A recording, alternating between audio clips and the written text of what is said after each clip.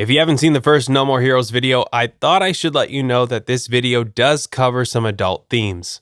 Viewer discretion advised, ask your parents before going online, yada yada yada. You know all this already. It's been a week since I talked about No More Heroes, which means it's time to talk about No More Heroes 2. Was it a struggle to get through? Guess you'll have to stay tuned to find out. No More Heroes. Desperate struggle.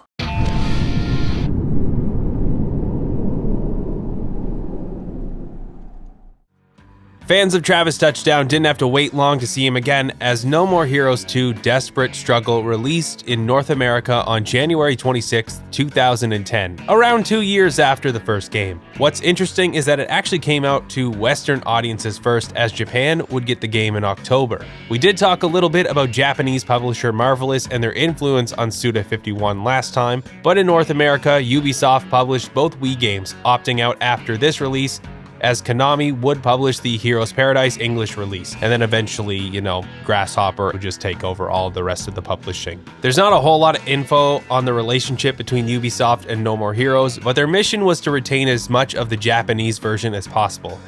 And oh boy, did they, because Desperate Struggle is weird. Let's talk about the story. It's been about 3 years since the events of the first game, and Travis Touchdown is back in town, having left Santa Destroy after the Assassin game. He jumps right back in by killing Skelter Helter, the little brother of Travis's first kill. As he's dying, Skelter informs Travis that his associates will seek revenge. Sylvia returns via helicopter to let Travis know that he's now ranked 51st in the United Assassins Association. Seems like it's grown a little bit since last time, I guess. Soon after, a group of mysterious men enter Beefhead Video and assassinate the owner, Bishop, who just happens to be Travis's best friend. This seems to mark what Skelter referred to as revenge, as explained by Sylvia to Travis. Now, this next part actually kind of ties in well with the first game. Some of the assassination gigs you did for K Entertainment had you stopping the expansion of Pizza Bat by taking out its CEOs. Well, the founder and now CEO of Pizza Bat, Jasper Bat Jr., was able to expand once Travis left town, setting up headquarters for Pizza Bat, buying properties, and investing in the UAA, moving up the ranks to be #1.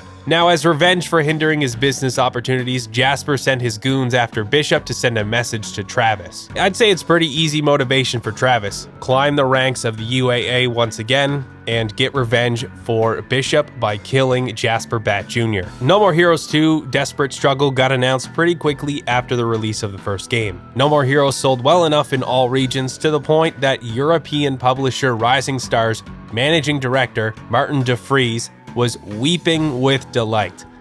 Bit of an overreaction, but bloodshed can do that to people. The game was first shown off at Tokyo Game Show in the fall of 2008, with Travis fighting what looks like a female Doc Ock style enemy. Everything looks super vibrant with a nice touch of redness to sell what you're about to experience in about a year's time. Suda51 also addressed a few of the concerns from the previous title. No More Heroes 2 is going to be more serious in tone, but still have a sense of humor. A lot of the issues with the barren open world would also be addressed. Suda later said that he was considering the Xbox 360 once again for No More Heroes 2, but decided to stick to the Wii because of how well the motion control worked for the game. The European release was also planned to have an extreme version and a mild version, but that was scrapped. When it came time to make money though, No More Heroes 2 went through some struggles. Whereas the first game sold around 40,000 copies in Japan between December 2007, the release date, and February 2008, No More Heroes 2 only sold 16,838 copies from its release in October 2010 to the end of the year. This difference is made even worse by the fact that the Heroes Paradise remaster of No More Heroes 1 sold 16,000 copies in Japan in its first week. It just seems like there's more focus on the original. While No More Heroes 2 did get similar and sometimes better review scores, No More Heroes received a lot more praise, a lot more attention, and a lot of awards from various publications. It's kind of unclear as to why No More Heroes 2 wasn't given as much of a spotlight, and in hindsight, I think it's kind of silly, especially with how different these games just are in general compared to most Wii titles. While I did a comparison between all the versions of No More Heroes 2 is a bit more streamlined because there's really only 3 versions. and 2 of them are pretty much the same. You can play the Wii version if you want, but there's a lot less copies floating around because it sold a lot less, which makes it a little more rare, and also the Switch version is basically everything you would ever want out of the Wii version. The PC version, like its predecessor, is kind of wacky, although I will say I did have the Switch version crash on me once. But you know what? It doesn't matter what version you play if the game sucks, right? Luckily for us, that's not the case. No More Heroes 2 takes the good parts of the first game and expands them further, but it also takes a lot of the annoying parts and throws them out. While it was fun to ride around town with the Spell Tiger, there wasn't a lot to do in No More Heroes once you collected things around the map. Desperate Struggle solves this by just having a little menu you can navigate and then you just select where you want to go. That doesn't mean there aren't little things to do here and there. You can still collect things in ranked fights, buy a whole new varied selection of clothes. I settled on this nice purple and yellow number to match my channel colors, and you can even play with your cat. The number of locations has also been cut down as well. Rather than going to K Entertainment or the Job Center, you'll get alerts for new jobs after ranking fights, and eventually, you'll get alerts for revenge missions. Because of all the new investment in Santa Destroy from companies like Pizza Bat, the city is growing, which means there's more work to be done. The jobs in Desperate Struggle are now 8-bit NES-style minigames, with the one exception being that stupid Scorpion Exterminator game. What did I say last time? I don't want to play more of this. Please stop. I hope this doesn't come back for No More Heroes 3.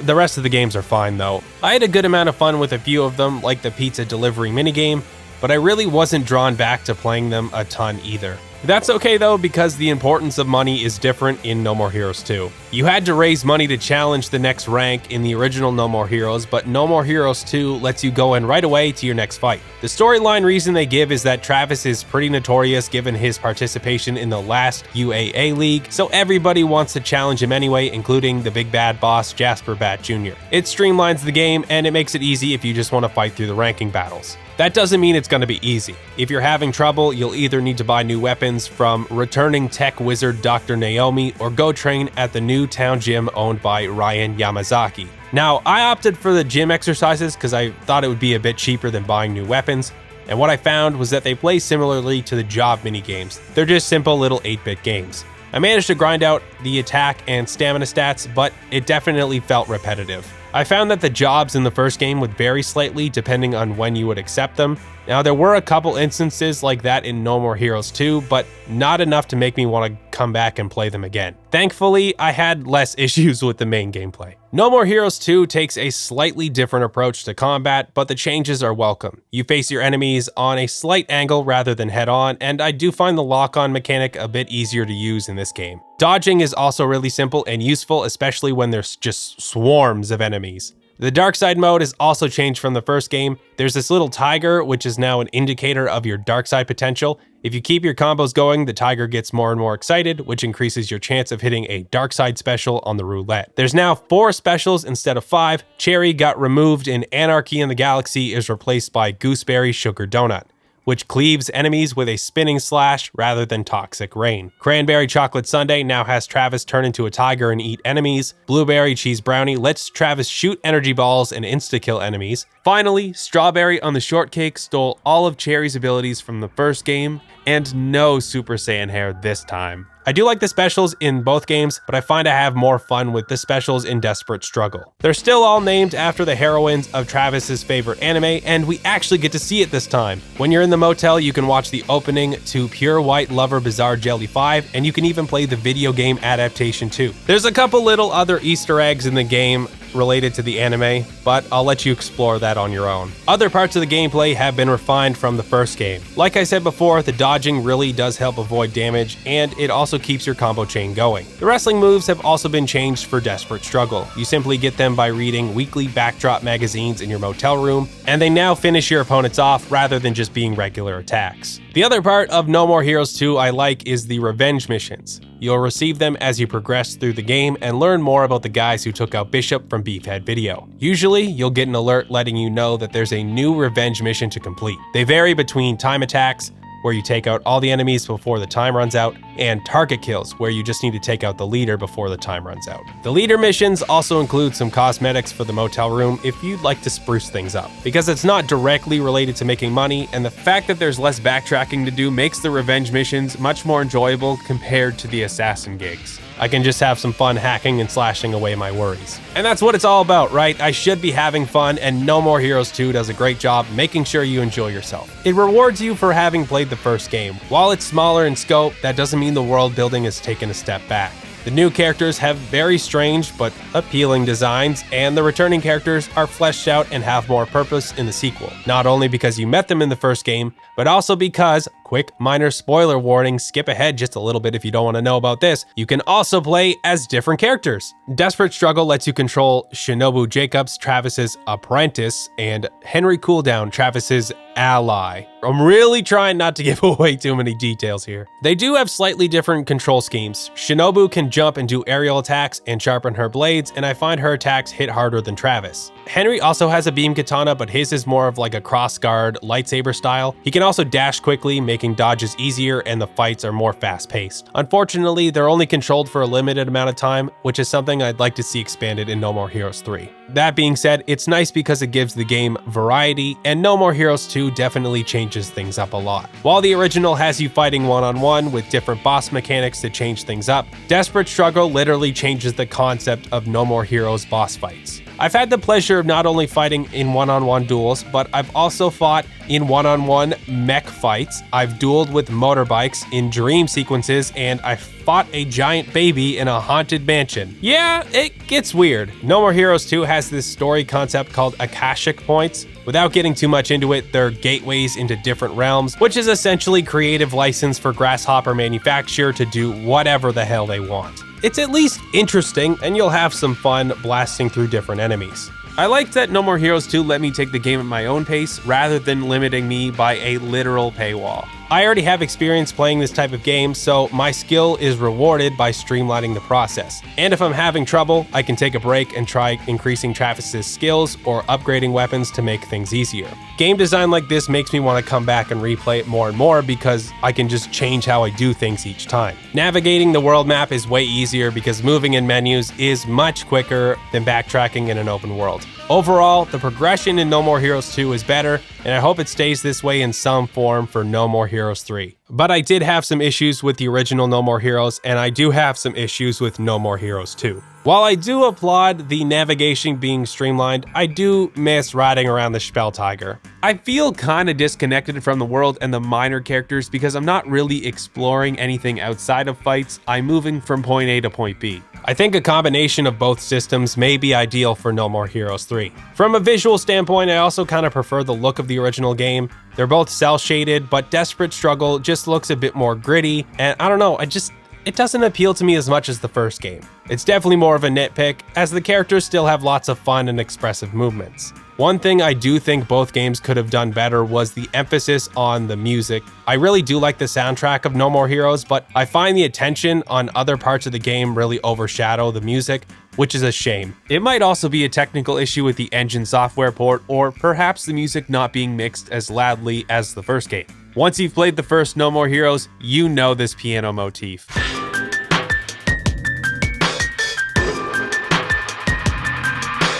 Masafumi Takada, Akira Yamaoka, Jun Fukuda, and the rest of the sound team, they all do a great job of genre blending and experimentation. The songs can go from metal to classic rock to jazz to blues, all in one or two games. I also like that some of the sound effects are based on actual instruments to give things a more musical styling. But the music can get lost in the shuffle sometimes, more so in Desperate Struggle. There are times when you're fighting and there really isn't any music playing at all, it's just a bunch of sound effects. What's interesting is that the sound design is also excellent, but I find it's more prominently featured. The beam katana swings, those loading sounds I mentioned, the way enemies yell out, the grotesque way that bodies move, the cool UI bleeps and blops, you'll know a sound effect from No More Heroes. I think maybe I wasn't drawn to the soundtrack as much as I wanted to be, but I still do have a few favorites.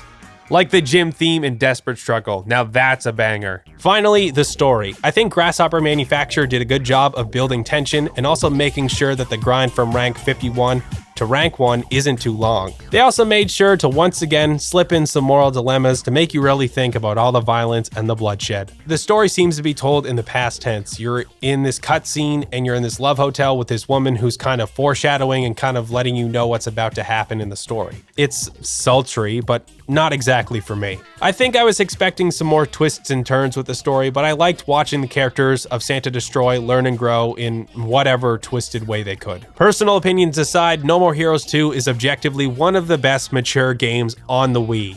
Okay, maybe the sample size is really small, but my statement is still factual and true and not fake news. Although it was stuck on the Wii while its predecessor was given the spotlight time and time again, finally having it in high definition is worth the wait. The fighting is way more fun, and I really enjoy my time going through the ranking fights. Making the map easier to navigate and the jobs being optional made the game move at a much quicker pace, and I do like that the characters are super fun and ridiculous. On the other hand, I still felt like some things were lacking. The story was good, but not as good. The music was still really good, but some of the songs just weren't as memorable. And if I'm being honest, I just want to fly across Santa Destroy in my bike again, okay? All of that being said, No More Heroes 2 Desperate Struggle was a breeze to get through, and I still had a ton of fun fighting my way all the way back to being the #1 ranked assassin. Thanks for watching this video on No More Heroes 2. Next week is going to take a hard left turn into the weirdness as we explore the weird spin-off game, Travis Strikes Again. So stay tuned and subscribe for that. Go watch the first No More Heroes video if you haven't seen it, and also let me know if you want to see a video on No More Heroes 1.5. It was a DVD included with the special edition of No More Heroes 2 in Japan, and it kind of covers the events between the two games, that 3-year gap that I talked about earlier. So if you want to see it or not see it, let me know either way. That's it for now. I'm FalseProof. I'll see you next time. I'm going to sleep. Bye.